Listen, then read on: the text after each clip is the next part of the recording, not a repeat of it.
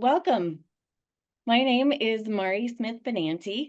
My pronouns are she, her, and hers, and I'm the Assistant Vice President of Student Affairs. I'm really excited for you all to be here with us today, and I have an excellent panel of amazing human beings and resources for your students when they arrive here, and also now while they are preparing to arrive. I'm going to ask the rest of the panelists to introduce themselves in just a second, but I do want to let you know that we are recording.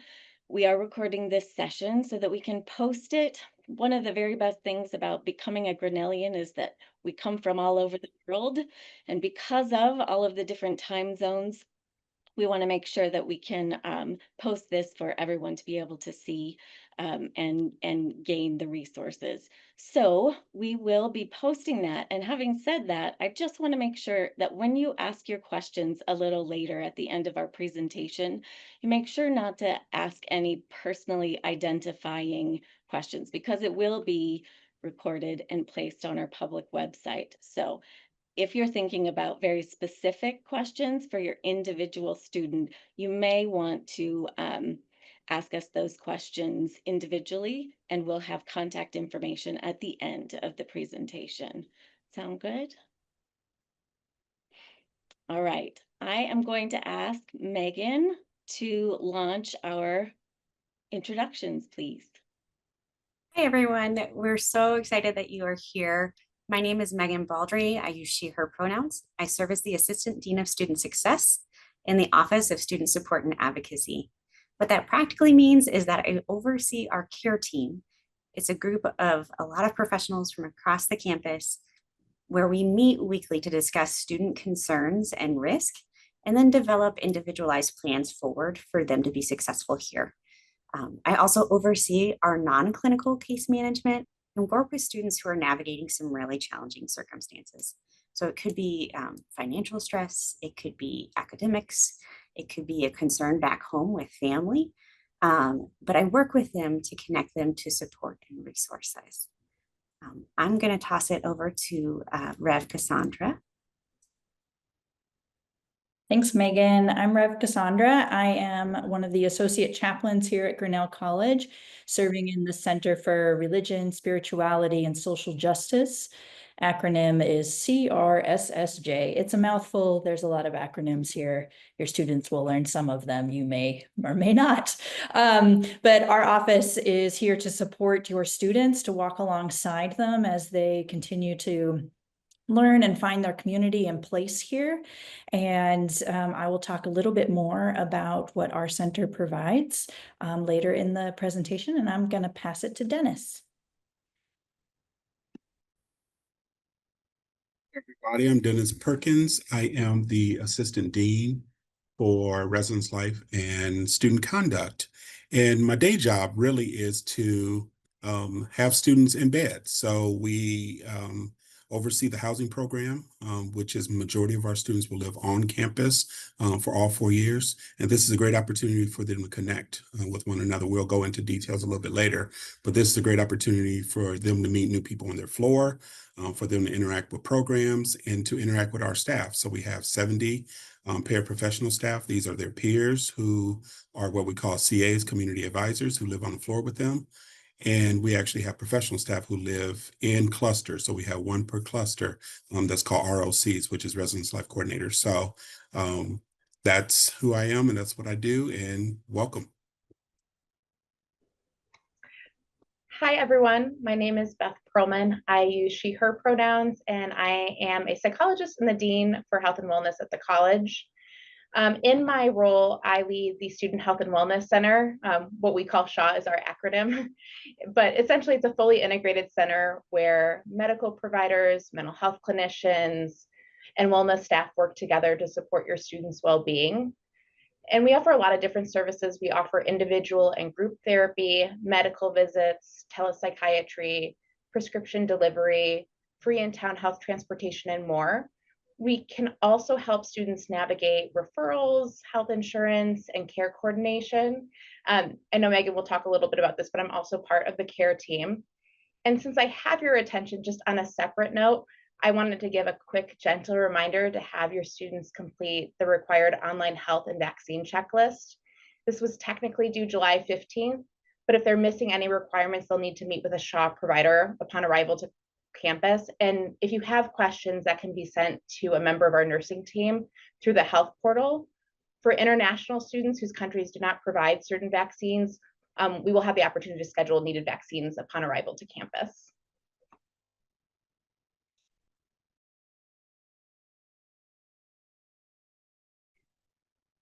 Thank you all. As I said, amazing professionals who are going to be able to answer almost all of your questions. And if we can't answer them, we certainly know how to refer. So a quick presentation overview. Oh, well, first I should probably say what it means to be an assistant vice president of student affairs. For me specifically, it means that I fill in anytime the vice president or the dean of students cannot be available. It also means that I supervise student involvement and engagement. No acronym, because that, I don't know, it would just be SI. And I'm also in charge of our student government, and I supervise our college newspaper, as well as our first generation and low income students. So that is what currently exists in my portfolio. I am also about to be the first year dean, which means that I will be an excellent first contact, or at least a collaborator and coordinator of any sort of care or support that your students may need. I'm also responsible for our first year experience broadly and the class that they will take in the spring.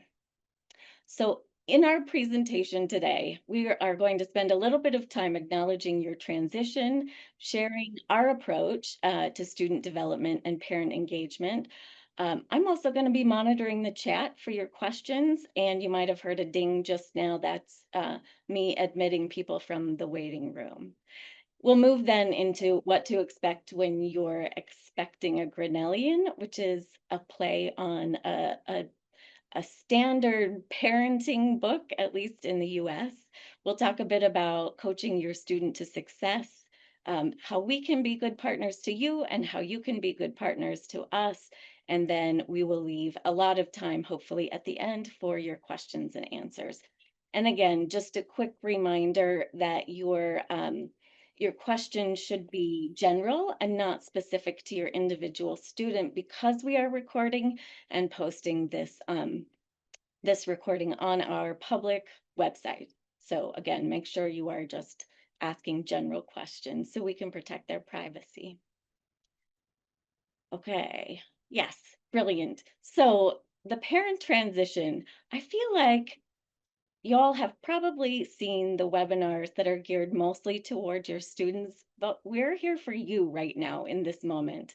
We know that this is going to be a big experience for your students and maybe for you as well. It'll be exciting. It will be nerve-wracking. Some of you may have been there, done that, and you're very ready for your empty nest.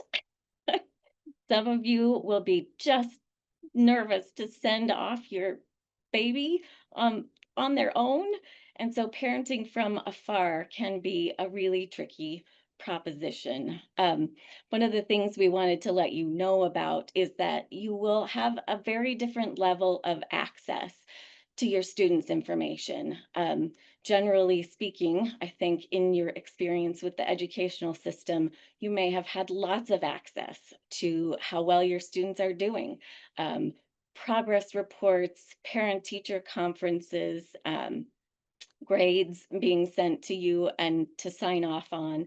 That is going to be different because legally now your student will be an official adult. And so they will be responsible for their own information.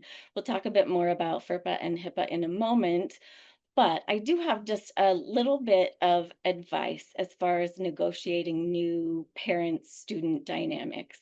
I think maybe the first thing I will say is that you might want to communicate about communication. You know your student the very best of all of us, I'm thinking, and it's going to be new and difficult. I think that change is often uncomfortable, and they and you will be experiencing a lot of it. You may want to talk to your students about how they negotiate sibling relationships from afar.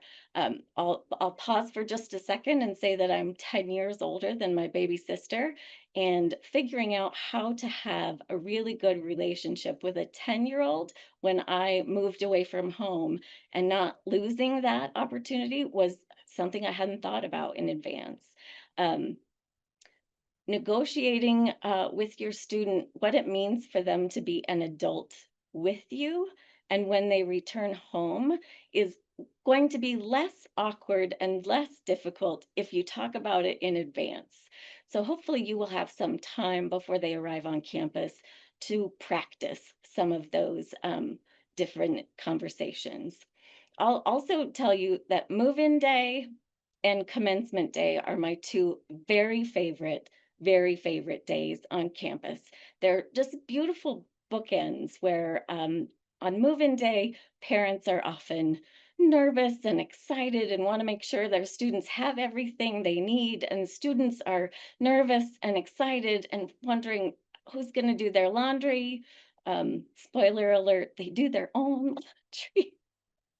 They're going to worry where their classes are, whether or not they're going to make friends. You're going to worry whether or not they know exactly how to feed themselves, or you've already prepared them for that. And so if not, I'd suggest getting started right away on practicing autonomy and helping them become their very best selves and the adults that you have raised them to be. Our student and parent philosophy is to treat your students as adults, while in the background, we also realize that they are emerging adults. We always focus on their growth and development, and I think maybe the best analogy that I can offer is that we like to think of college as a laboratory for life. It's a bit of a softer place to experiment being who they are. And as you think about scientific discovery and laboratories, failure is often where the most growth occurs. And if you don't fail, you may not be doing it right in a laboratory situation. So experiencing failure is something that will happen. And so thinking about how you can support your students in those moments is going to be really. Let this person in. And just quickly, I'm going to make sure I get this acronym right, but I wanted to let you know about FERPA, which is the Family Educational Rights and Privacy Act. It basically protects the privacy of student educational records. And up until this point, you all have had access to your students' educational records. That actually ends as they turn 18. And so it's just good for you to know. Anytime you need information, however, give us a call because we'll always take that call, and we will always give you as general information as we can and share with you what we can. Let's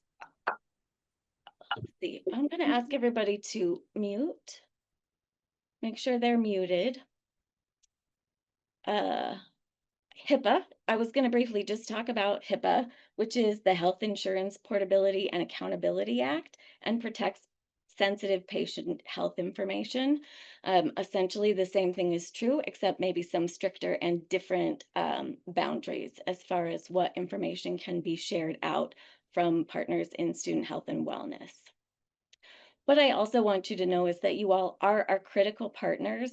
And the very, very best you can do is to trust your students and also to support them as much as you can in their independence. We will try and do the same. And every time we assist them with any aspect of their own experience, we will show them how to do it while we are working to help them get things done. I hope that's really helpful in information. And I do just want to assure you, we are here because we love students. We would not have gotten into this business if we didn't care deeply about making sure that they're successful. Just like you, it's our job to launch them into the world as healthy, happy, well-adjusted, excellent employees. And so we are in it with you together. As I said before, we will always take your call. And if we have a significant concern, we do have the legal authority to contact you and say we are concerned. So please don't worry about that. If we're concerned about your student, we will call you. Now I'll pause there and I think pass it to Dennis and Megan. What to expect when you're expecting a Grinnellian. Mari. So I will be talking about go through some maybe what to expect when you're expecting a Grinnellian, like Mari said. So as a parent, guardian, you know that you're going to hear, or you are going to hear, the good and the not so good that's happening with your student. That's pretty standard because you're their person, right? It's normal for students to share maybe their basic day-to-day pieces with people like myself or friends, but you will hear all the stuff that's going on with them. They're going to be very straightforward, very detailed to the parents and guardians. College is that time of change and transition, as we've been talking about. And we can consider some of those things like homesickness, to be very common.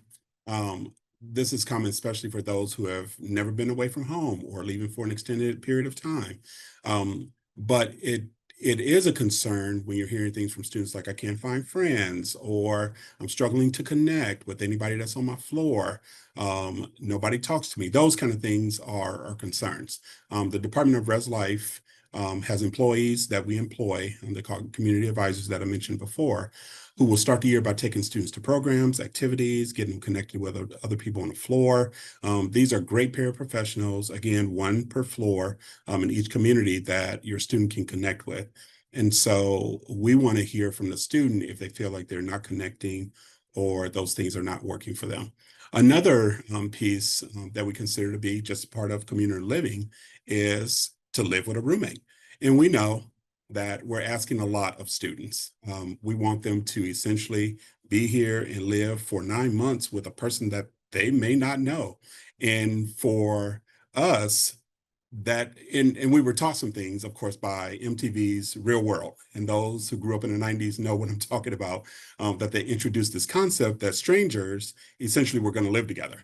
And that's what we're asking students to do. And we know that's hard because this day and age, students are really coming from where they've had their own things. They haven't had to share anything. So coming to college to share something with another person, again, that they may not know, may be difficult. That's not abnormal. We consider that to be very normal. We try to teach them to live in a space effectively and efficiently with another person. And we want students to be able to do that, figure out conflicts, those kind of things. It's part of life, part of the learning process. But if you start to hear things like your student can't do things in a room, or they are not really adhering to the roommate agreement, which we have. We have a roommate agreement for every room, students, whether they're in a double, a triple, a quad, a 5-person, 6-person, 7-person. We do have 7-person spaces. And so we have those. And so if they're not abiding by those and you're hearing that, they can't study in a room, they can't sleep in a room, those are concerns. That's not normal behavior. And so we definitely want to hear from your students. Also mentioned earlier that we have professional staff who are in each clusters. They're called residence life coordinators, who really can handle, and part of their responsibility is to make sure that we're talking to students who are struggling with those type of things. So please encourage them to reach out to us. Grinnell is a challenging liberal arts school. We know that. Your student is successfully getting in, and that's exciting. So they will likely discuss the amount of work that they have or the test that they're worried about. Pretty standard. They may talk about how overwhelmed they are, their feelings about the classes, talk about classes is hard. Again, these are normal spaces. I think it becomes concerning for us when you aren't hearing about the classes, or they share that classes aren't going well, they're not turning into work, or they can't turn into work, etc.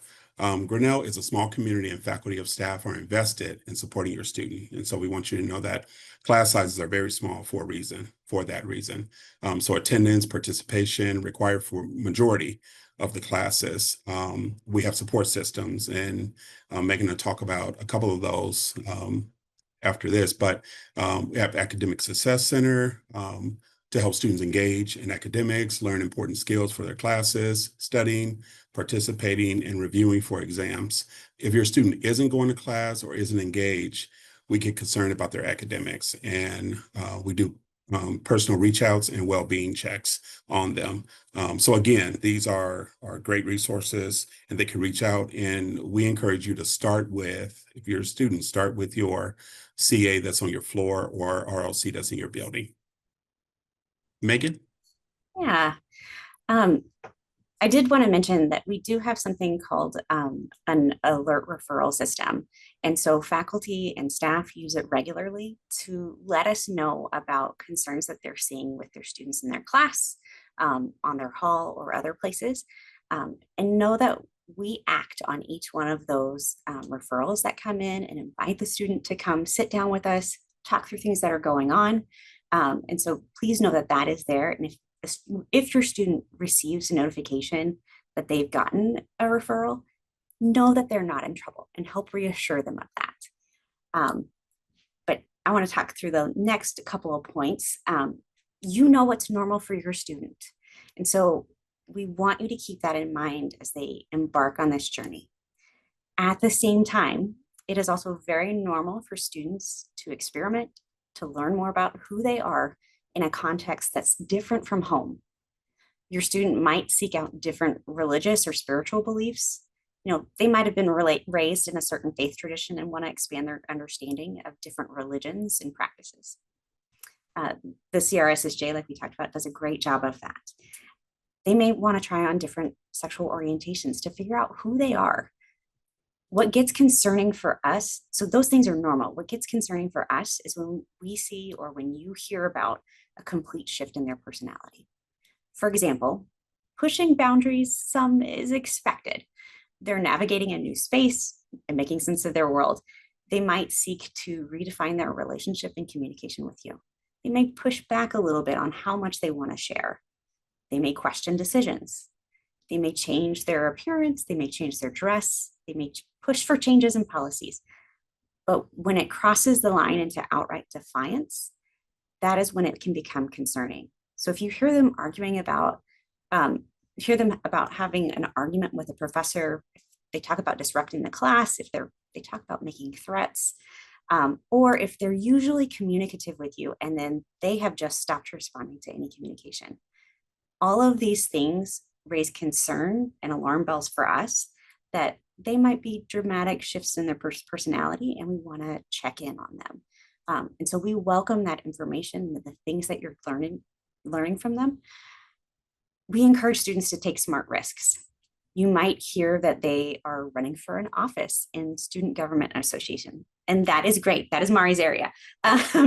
They might join a group outside their usual interests. Your student might prioritize classes differently in order to optimize their success. They might start a side project that aligns with their interests. Many students do that here. It crosses into concerning and dangerous risks when they're neglecting their academic responsibility, they're abusing substances or alcohol, or they ignore their mental health and usual medications. We want to hear from you if you're seeing or hearing these things, hearing these concerns. We'll talk in a couple slides about how best to connect with us and how to relay that information to us.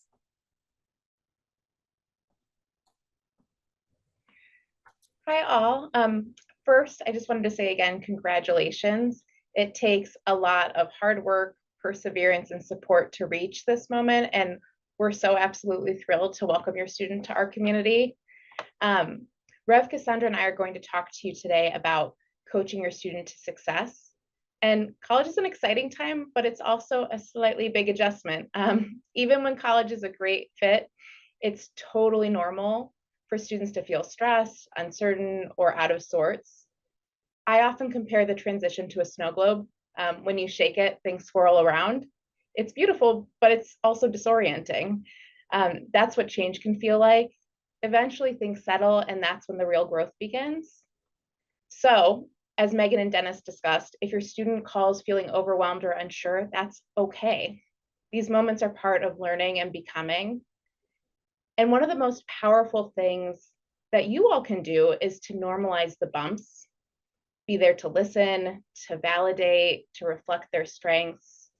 And when they're ready, encourage them to take ownership and to engage in problem solving, whether they're navigating homesickness, academic stress, identity-related questions, or roommate tension.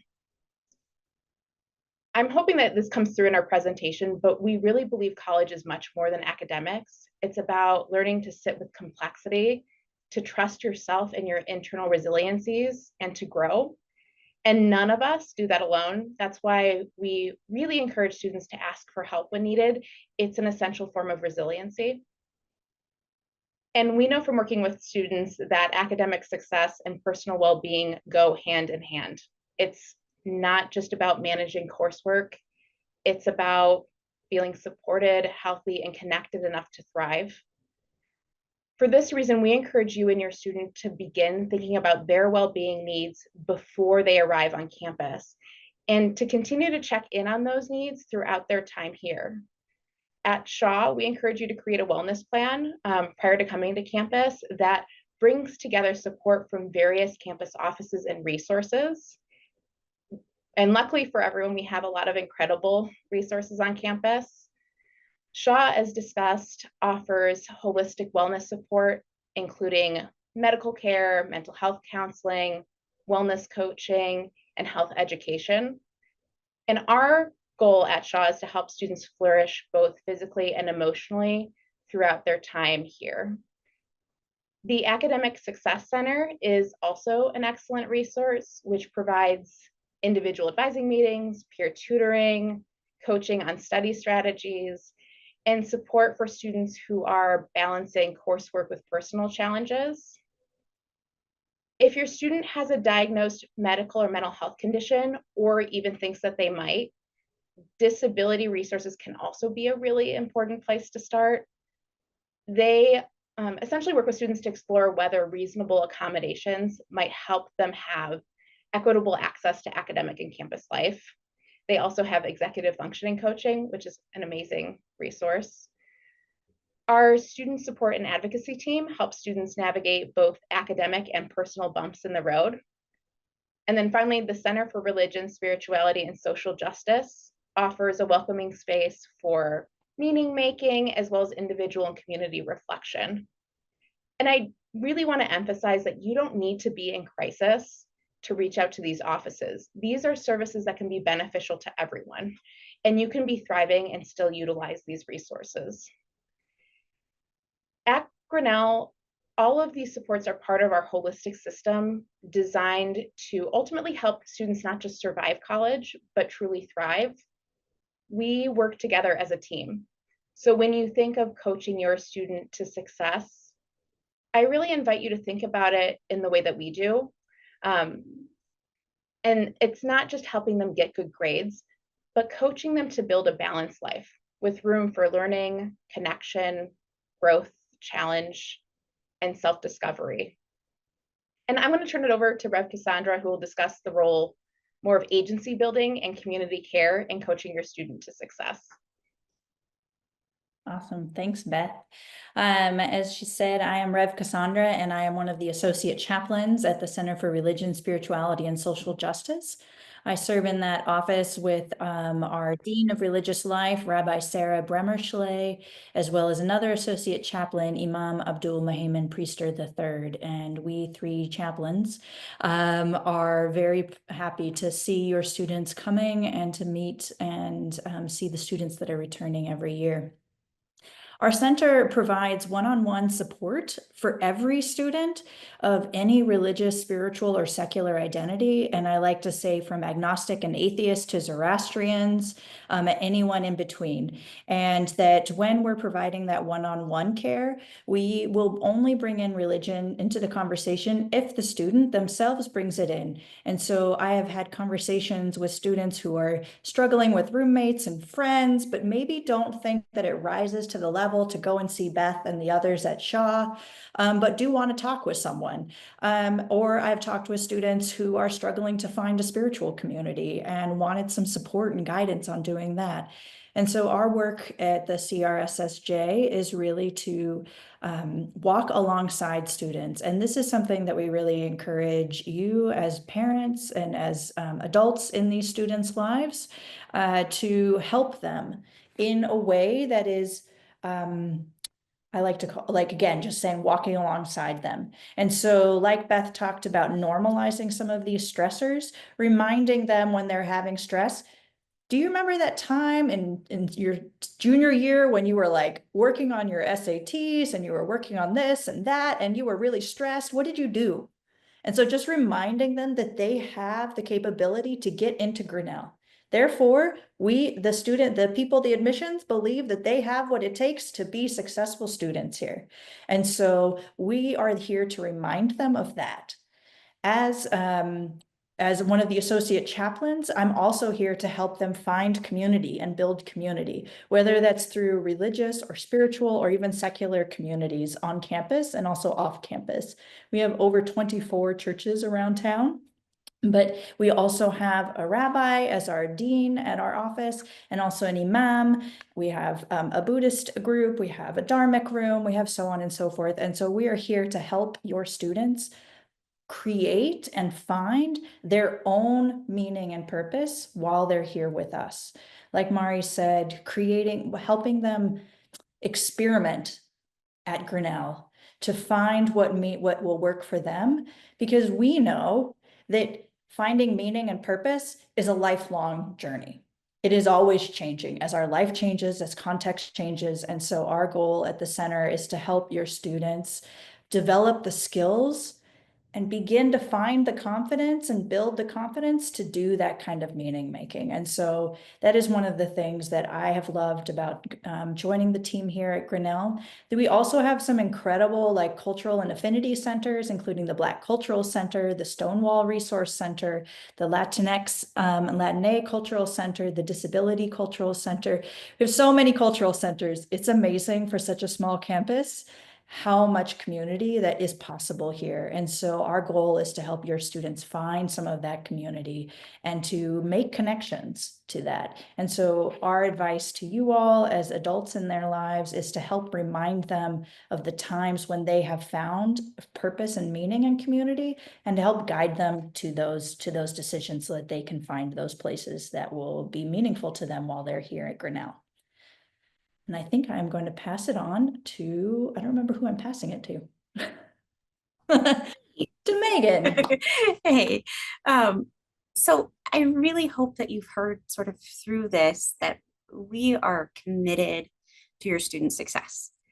We are truly here because we love working with college students. We love the journey that they go on and who they transform into. So I hope that you've heard that through this. Remember, you've raised your student. Trust how you raised them.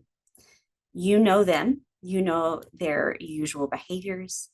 If you learn about any concerns that we've sort of discussed through here, ask good questions of them.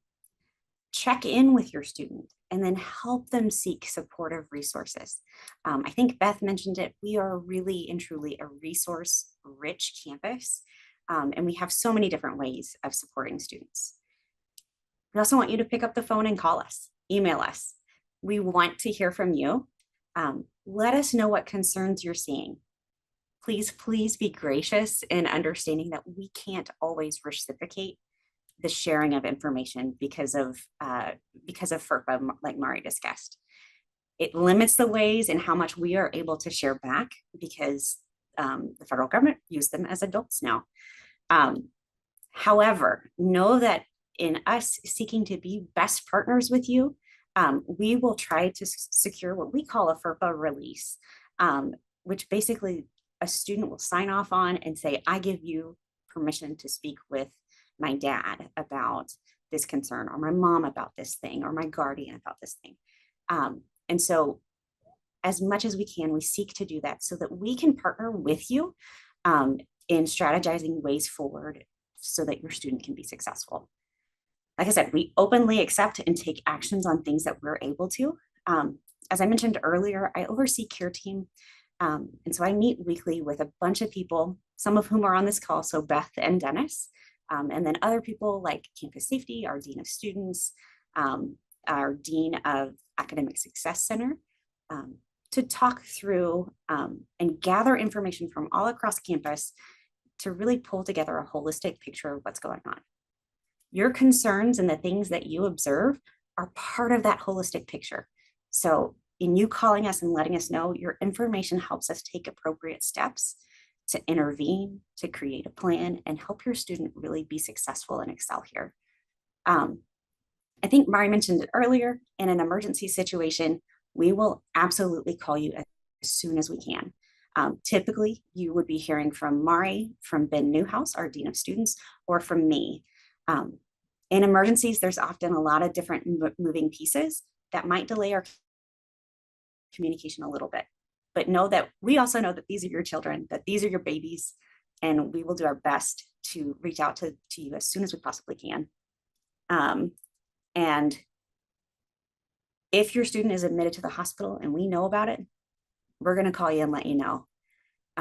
Remember, someone on our team is available 24/7. Campus safety is available at all hours. Their number is here. And we also have a team of on-call deans and residence life coordinators who respond alongside campus safety to provide additional support to students. Lastly, we want you to remember to enjoy this journey, whether it's your first student or it's your third, and you're ending up with an empty nest. Each journey and each story is unique, and this is really an exciting time. Your students are going to change and grow into who they'll be, and we are so excited to walk alongside you and walk alongside your students. Thank you all, panelists. I appreciate so much being able to work with you. Truly, I think this is one of the best teams that I have ever worked with, and I have 100% trust in my colleagues and their ability to help us launch your students. Just a couple final reminders, words of advice. The brand new surge of independence that your students will experience is not a rejection of you or your parenting. It's just normal developmental behavior. They're just trying to figure it out and try on new identities. And it really does not mean that they don't appreciate you or the kinds of family and supportive adults you have been. I also want to suggest that you try to find a balance between staying in touch and giving them space. They're going to need a little bit of both, and you won't really probably figure that out together until you're midway through. And then finally, change can be uncomfortable for you, for your students, for all of us really, but comfort zones are most often expanded through discomfort, and that's where the real growth and learning occurs.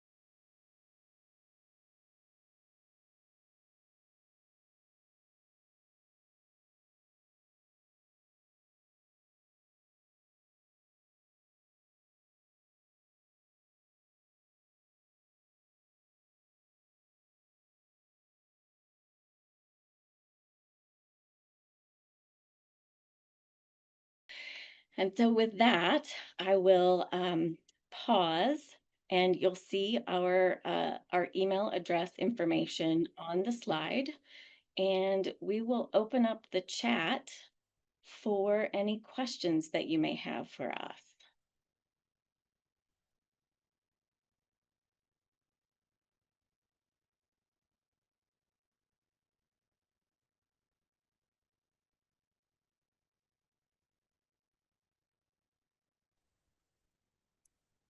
I have a question about the FERPA and the HIPAA releases.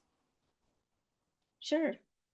So is, um, so we just did some kind of generic FERPA and HIPAA releases, uh, that, uh, that she had signed already. Do you guys have your own forms? My sister has had issues with everybody needing their own forms done, but is the general, general one that's good for the state of Iowa adequate, or would there be a different, do you guys have separate forms that would need to be, signed?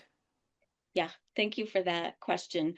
I will say that we do not encourage blanket FERPA releases or HIPAA releases, in part because we're trying to help your students learn how to navigate systems so that they can be successful on their own.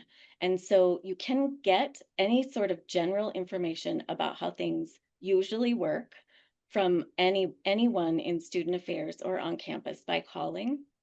We'll always give you that information. I will say that yes, we do have all of our own waivers and releases of information that will need to be signed, but again, we only encourage that when it's absolutely necessary. And then I'll just say, hey Beth, you have anything to add? Yeah, I will add, so for our releases of information, they're HIPAA compliant. And the reason that we like to use the forms in our office is so we can really give students agency of their own story and make empowered choices of how they want to share. And so we want to make sure that we're walking through the release and providing information on how we communicate that information. And because that conversation to us is so important, we want to be able to do that in our office. And so students can request a release of information form online, but we prefer if they come into our office so they can fill that out with us, so we can make sure that they understand the form. And I will second that for our FERPA release forms. We do ask that students come in person and complete the form so that, just like Beth said, so we can talk them through what is actually part of this, what it means, how long it lasts for, and then we're getting some other questions about roommate agreements, but making sure that they understand what they are indeed releasing. Dennis, our next question is, what's the roommate agreement? Yeah, that's a very good question. So a roommate agreement basically is an agreement between the roommates that happens online. So we have an online portal called StarRes, which your student has probably already interacted with if they registered and gave us information about who they would like to live with, what type of person they want to be, those type of things, what time they go to bed, all that stuff when they register that. So that information, once they're in our system, once we pair them up with a roommate, at the start of the year, and they'll get this again in a floor meeting that they have when they arrive on campus, they're able to go to their portal and actually fill out their portion of the roommate agreement. So they go through, and again, those things are, what time do you like to go to bed? If you want to have guests over, what time should they leave? Those type of things. Do I study in a room? Do I not study in a room? There are just a bunch of questions. The roommate will also fill that out. And then the CA actually will look at both of those. And then if there are discrepancies, which there will be, somebody's want to go to bed at 10 o'clock at night, somebody 3 o'clock, they'll come together with the two of you and discuss it, and you come to an agreement. And that's the roommate agreement. We use that on our end when a student comes to us and they're unhappy with their roommate and says they're not doing what they're supposed to do. We go back to the roommate agreement and say, oh, it does say here that you were going to bed at midnight and now you're going to bed at 4 o'clock and you have people over all the time. Can we talk about this? We might need to renegotiate the roommate agreement. We know that the honeymoon stage happens. Of course, students get on campus, they're like, oh, I don't want to ruffle feathers anytime. It doesn't matter. Bring anybody you want to the room. And then they realize 2 weeks down the road, they can't study, they can't be in a room, they can't do this. They're like, oh, this isn't going to work. I need to renegotiate this. And they don't know how to go about doing it. And so our community advisors will help them do that. But that's what the roommate agreement is. And we encourage all students to do it. Actually, this year, for the first time, we're checking back 3 times. We did this once and twice in the years past. 3 passes to make sure that it's done so we can get the highest percentage and so we can make sure your student is successful in their living space. That's the goal of this. So, but that's the roommate agreement. Thanks, Dennis. We have Alice on deck with a raised hand. Hi, can you hear me? We can. Yes, oh well, thanks. Well, first, I would like to know whether the school will provide us boarders with beds, pillows, and possibly um a laptop computer, or is that supposed to be using our own?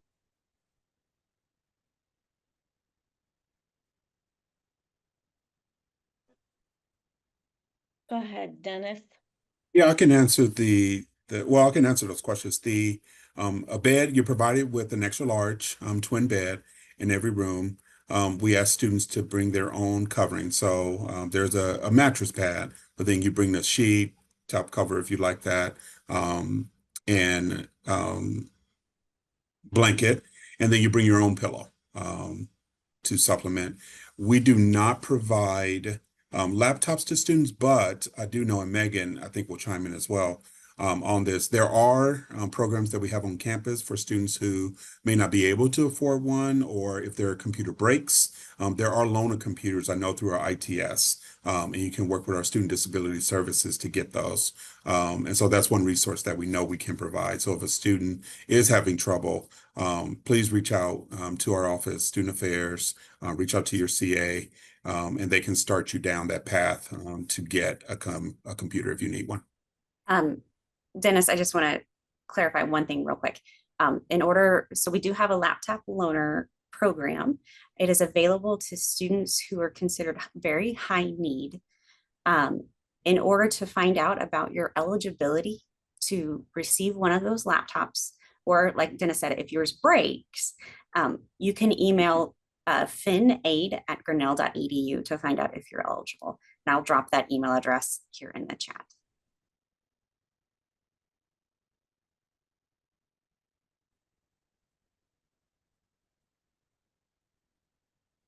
What other questions do you I see have? one in there about microwave and fridges. Oh,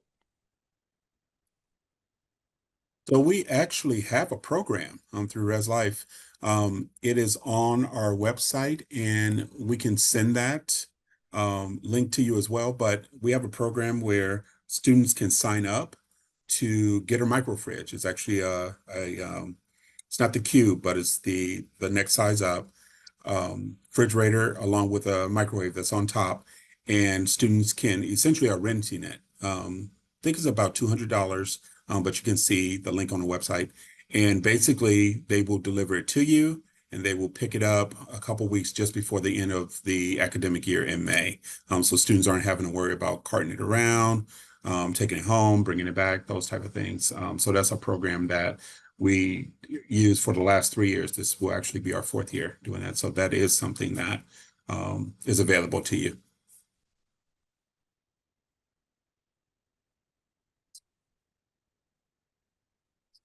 have Thanks, about Megan. 9 more minutes, right, for questions.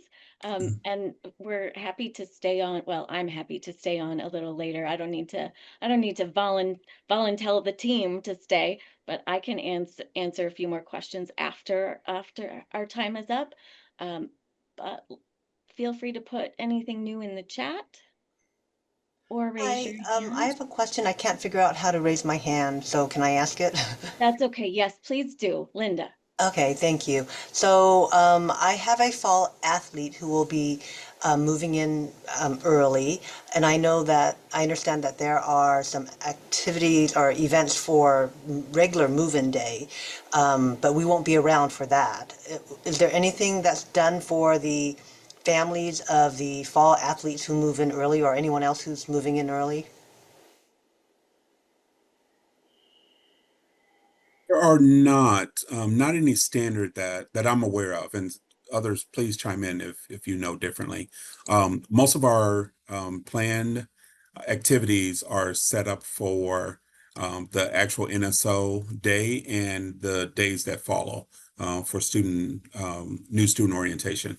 And so a lot of students that come early, we interact with them. We give them their key. There might be a couple handouts that we give them at the time. We do that with them. But as far as I know, there are no standard actually activities for parents and those students who move in. Okay, thank you.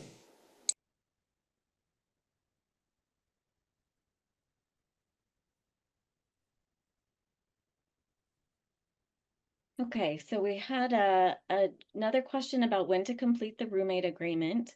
Dennis, let me know if I got this right. I think I heard you say through the housing portal, which is called Star Res on our end. And so if they do that now, they also hopefully their roommates will do that now, and then they will have a conversation about that later in conjunction with, if necessary, their community advisor. Did I get that right? That's correct. Yes. Yay. And the only hesitation I would say is that if you have not received, which everybody I think at this point, maybe with the exception of just a couple students, should have received their assignment. And so once you have received your assignment, you can go and do it. If you try to go before, you obviously won't have it because it's linked to a room specifically. So once you have received your assignment, you should be able to go in and complete your portion of the roommate agreement. And Dennis, the microwave fridge question came up again. Is it common for students to have those when there are kitchen areas in the halls with appliances?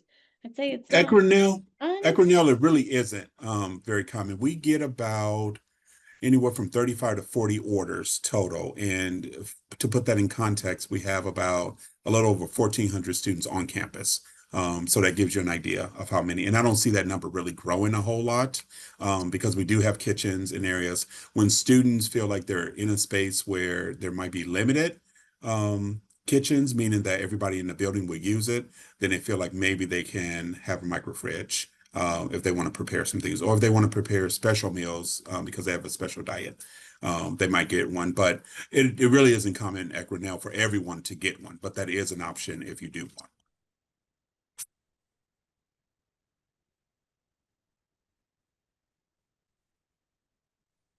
So let's see. I maybe can answer some of these questions really quickly. Yes, the welcome ceremony will be streamed for families who are not able to attend or who have already dropped off their students and gone.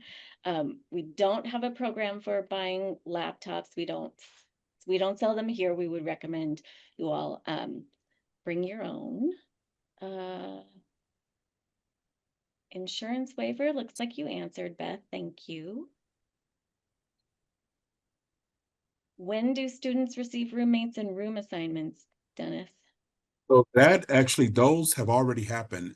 We have probably about 11 students on our list. So please reach out to us if you have not received a room assignment. All of those have, any student who has completed their registration, their information, has received an assignment. If you have not, we are going to get concerned at this point. Please reach out to us and let us know that you have not received a room assignment.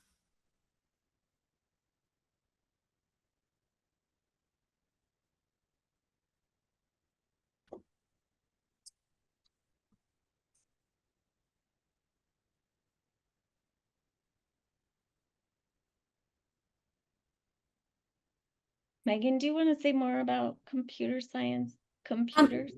Yeah, so if your student is considering a computer science major, it may be worth reaching out to the computer science department Bingo. to see if there are specifications that they might need for their laptop. I will say that even if there are and you've already purchased a laptop, We have a number of computers available on campus that will run all of the software and programs that computers use. And then I was also going to touch on John and Lisa. You asked about specific communities for Asian students. We actually have pretty thriving Asian American, Pacific Islander groups on campus. So they are very, very well established.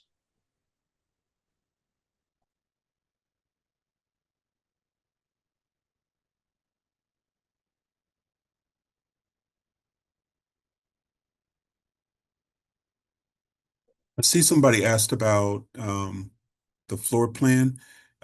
Students can reach out individually. We don't have a floor plan specifically for all the halls. There are some that are listed and we're trying to populate more.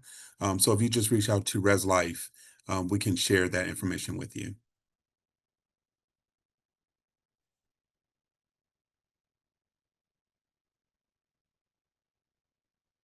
And Dennis, did I get it right that the room assignments are released through the housing portal? So your Yes, student should have access. Yes. Every student should have access. They go to the portal and it should be on the left-hand side. It should just show your name, what room you're in, and then you can actually see your roommate as well.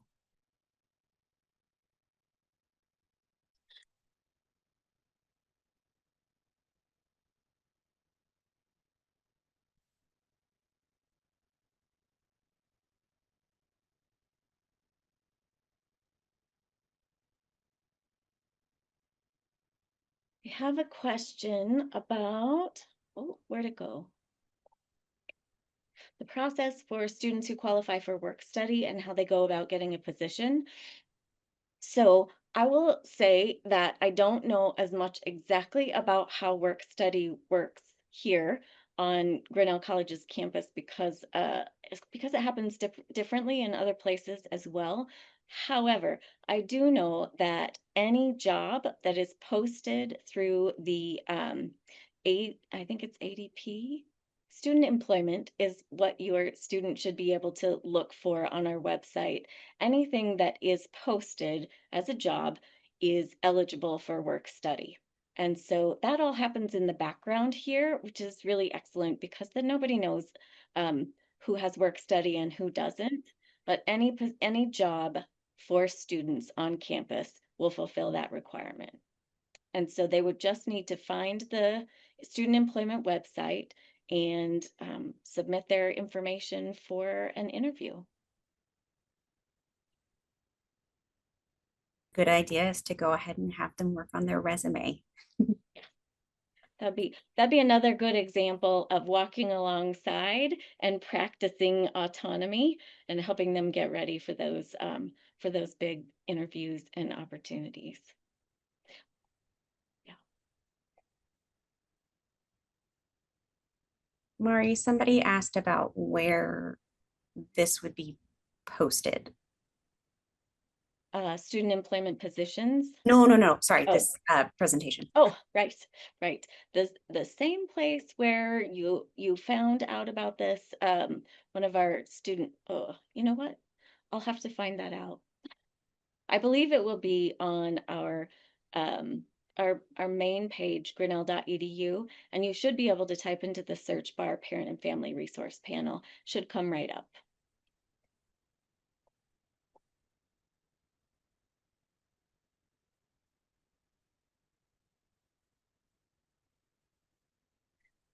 All right. That is our time, and I'm happy to stay on and answer any other questions that I can. But I'll just say again, we're so excited for you, for your students to arrive here. I'm getting a little bit excited and antsy because move-in day, as I said, is one of my favorites. It's a whole new group of 450 students from all over the world that we get to interact with and walk alongside and maybe even serve as a potential personal board of directors, which is another way you can think about resources here on our campus. So I just want to say again, thank you for your time and joining us. Feel free to reach out to us via email or by phone 641-269-3700 will get you to any number of us. And also, I will suggest that you and your students program the campus safety phone number into the favorites. I have done that so that I don't have to look for it when I need it most. So that number is 641-269-4600. Thanks again.